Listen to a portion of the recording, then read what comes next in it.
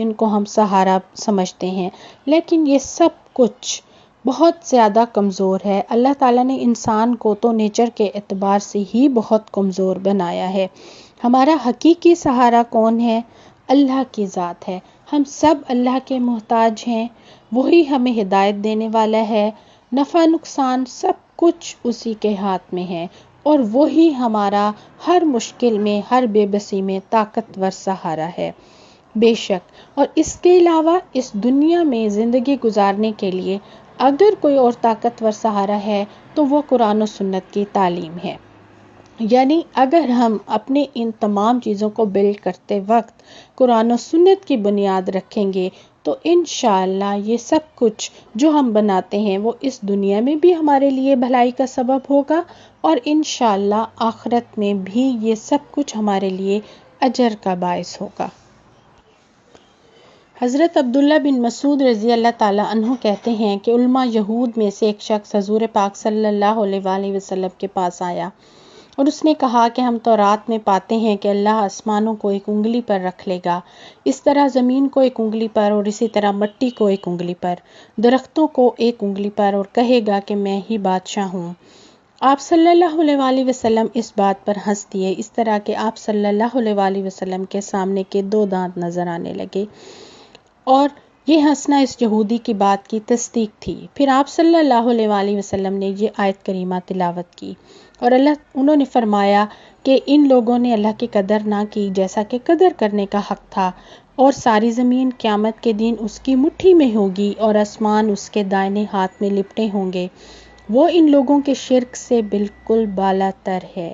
بے شک اللہ تعالیٰ ہی طاقت والا اور غلبے والا ہے۔ بے شک اللہ تعالیٰ ہی ہمارا ہر حالت میں اصلی مددگار ہے، وہی مشرق و مغرب کا رب ہے، لہٰذا ہمیں اسی کو ہی اپنا کارساز بنانا چاہیے اور اسی سے ہی مدد مانگنی چاہیے۔ اللہ تبارک تعالیٰ اس آیت کے آخر میں یہ فرماتے ہیں کہ اللہ نے یہ سب کچھ کھول کھول کر بیان کر دیا ہے، تو عقل والے ہی اس سے سبق لیتے ہیں۔ اب عقل والے کون ہیں کہ ان آیات کو سن کر، سمجھ کر ان پر عمل کرنے کی کوشش میں لگے رہتے ہیں، اور اپنی زندگی میں بھی اپنے رہن سہن کو، اپنے قول فعل کو ان آیات کے مطابق بدل دیتے ہیں۔ ایسے لوگ ہی عقل والے ہیں، یعنی جو اس کو سنتے ہیں، سمجھتے ہیں اور پھر ان پر عمل کرنے کی کوشش میں لگے رہتے ہیں۔ اللہ تبارک تعالی ہمیں ان تمام احکامات کو سمجھنے کی، ان پر بہترین عمل کی توفیق عطا فرمائے، آمین یا رب العالمین۔ اس کے بعد ہم سورۃ روم کی آیت نمبر 28 اور سورۃ زمر کی آیت نمبر 29 کو پڑھیں گے، انشاءاللہ ان کو سمجھیں گے۔ سورۃ روم کی آیت نمبر 28 میں اللہ تبارک تعالیٰ نے مشرکین کو ان کی اپنی ہی زندگی میں سے مثال دے کر سمجھایا ہے اور شرک کی تردید کی ہے۔ اللہ تعالیٰ فرماتے ہیں کہ فرض کرو تمہارے کچھ غلام ہوں، اور تم کیا ان غلاموں میں اپنا مال و دولت تقسیم کر سکتے ہو؟ کیا تم چاہو گے کہ وہ تمہارے ہمسر بن جائیں اور تمہاری جائیداد میں سے وہ برابر کے شریک ہوں؟ ایسا تم کبھی بھی گوارا نہیں کرو گے۔ حالانکہ یہ غلام جو ہیں انسانیت کے لحاظ سے تمہارے بھائی ہیں، برابر درجے کے لوگ ہیں، پھر بھی تم یہ بات گوارا نہیں کرتے۔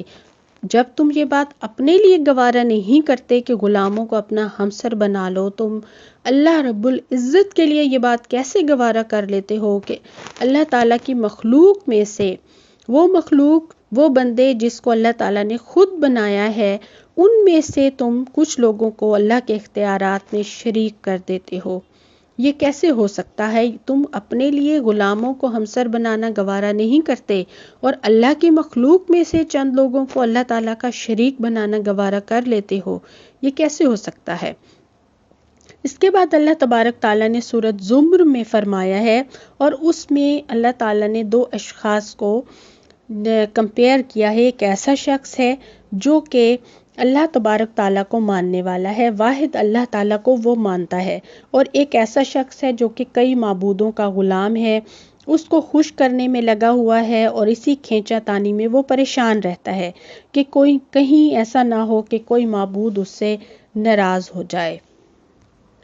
اور اس کے مقابلے میں ایک ایسا شخص ہے جو صرف اکیلے رب العزت کی عبادت کرتا ہے، اسے صرف ایک اللہ کی رضامندی مطلوب ہوتی ہے اور اللہ تعالیٰ اسے ان مصائب سے نجات بھی دیتا ہے، مشکل وقت میں اللہ تعالیٰ ہی اس کا ساتھ دیتا ہے، تو ظاہر ہے ان دونوں کی حالت ایک جیسی تو نہیں ہو سکتی۔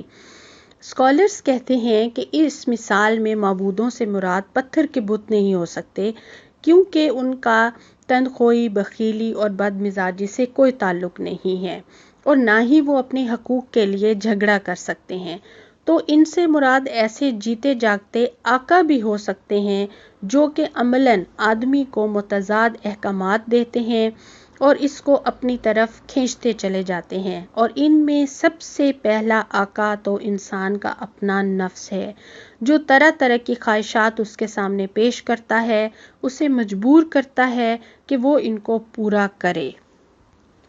اور اس کے علاوہ دوسرے بے شمار آقا گھروں میں، خاندان میں، برادری میں، قوم میں، ملک کے معاشرے میں، کاروبار میں، دنیا کے اس تمدن میں کئی طاقتیں ایسی موجود ہیں جو کہ جن کے متضاد تقاضے ہوتے ہیں اور وہ آدمی کو اپنی طرف کھینچتے چلے جاتے ہیں اور پریشان کیے رکھتے ہیں۔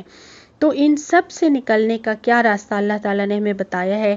صرف اور صرف ایک راستہ ہے کہ انسان ایک اللہ کا بندہ بن جائے، اللہ تعالیٰ کے احکامات میں کسی دوسرے کی قطعاً پرواہ نہ کرے، کیونکہ اللہ تعالیٰ کے احکامات پر چلنا ہی اس کے لیے نجات، اطمینان اور سلامتی کا راستہ ہے۔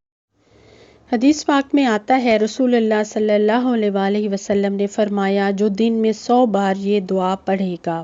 کون سی دعا ہے؟ لا الہ الا اللہ وحدہ لا شریک لہ لہ الملک و لہ الحمد وہو علی کل شیء قدیر، تو اسے 10 غلام آزاد کرنے کا ثواب ملے گا، 100 نیکیاں اس کے اعمال نامے میں لکھی جائیں گی، 100 برائیاں اس کے اعمال نامے سے مٹائی جائیں گی، اور اسی روز یہ دعا دن بھر شیطان سے اس کی حفاظت کرتی رہے گی یہاں تک کہ شام ہو جائے، اور کوئی بھی شخص اس سے بہتر کلمہ نہیں لے کر آئے گا مگر اس سے بڑھ کر اگر یہ کلمہ پڑھ لے۔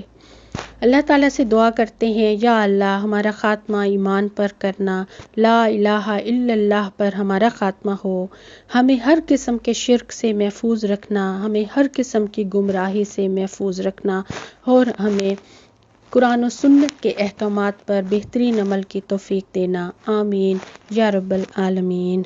جن کو ہم سہارا سمجھتے ہیں، لیکن یہ سب کچھ بہت زیادہ کمزور ہے۔ اللہ تعالیٰ نے انسان کو تو نیچر کے اعتبار سے ہی بہت کمزور بنایا ہے۔